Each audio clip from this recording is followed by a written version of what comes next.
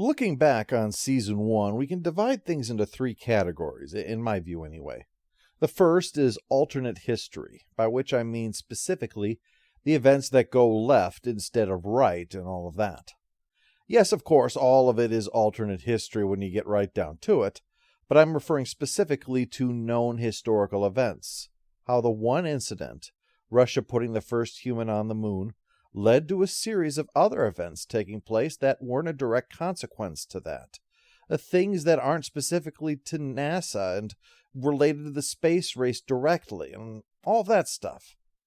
This is the alteration of Ted Kennedy's life to avert the incident that would hobble his political aspirations for the rest of his life, where he would keep his Senate seat but never rise above that station. There's the motivation for Nixon for an early pullout from Vietnam to redirect efforts towards matching Soviet space efforts. The dual failures leading to his failure to win re-election and Kennedy's own rise, leading to a seeming victory for the Democrats with the Equal Rights Amendment that was big in the 70s but never actually passed. But all of this is more than just nifty alternate history stuff. The altered history influences the narrative taking place. Danielle's husband's early return from Vietnam, Kennedy's sex scandal that has effects on the smaller scale, and the accident due to the political maneuvering to pass the ERA, which has numerous impacts on characters' lives. From the death of Gene Kranz, who was in Margot's corner often, remember, to Aleda's father getting scooped up thanks to FBI poking about looking for Russian spies that probably didn't even exist. The second category is the continuation and expansion of the space race. The shift in priorities that takes place all because we didn't beat the Russians to the moon. Suddenly our pure science is having to serve political or even military ends. The placing of a permanent habitat on the moon that is continually manned is a great development, and the way it's handled is intriguing. I'm reminded of something that Jim Lovell said that was later used in Apollo 13. From now on, we live in a world where man has walked on the moon. It wasn't a miracle. We just decided to go. To think of it in those terms, it wasn't a miracle that in 1972 NASA put a permanent habitat on the moon. We just decided to do it.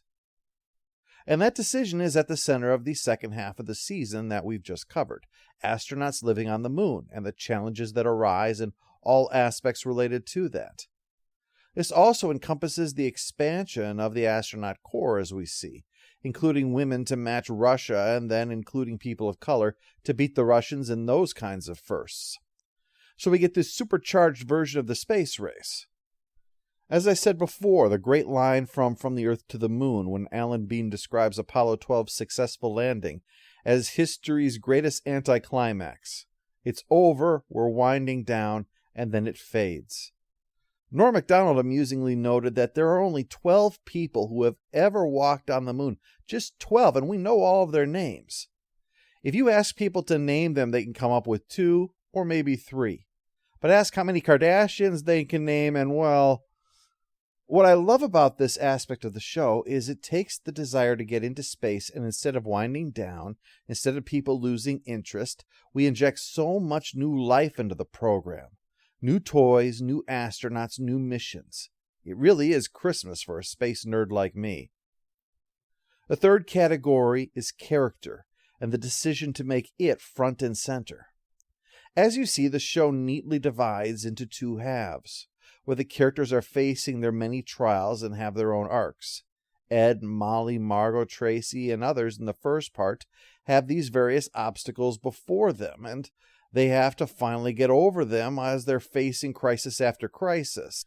Then when all of that is dealt with, then we get into the second half and all the crises that are related to that.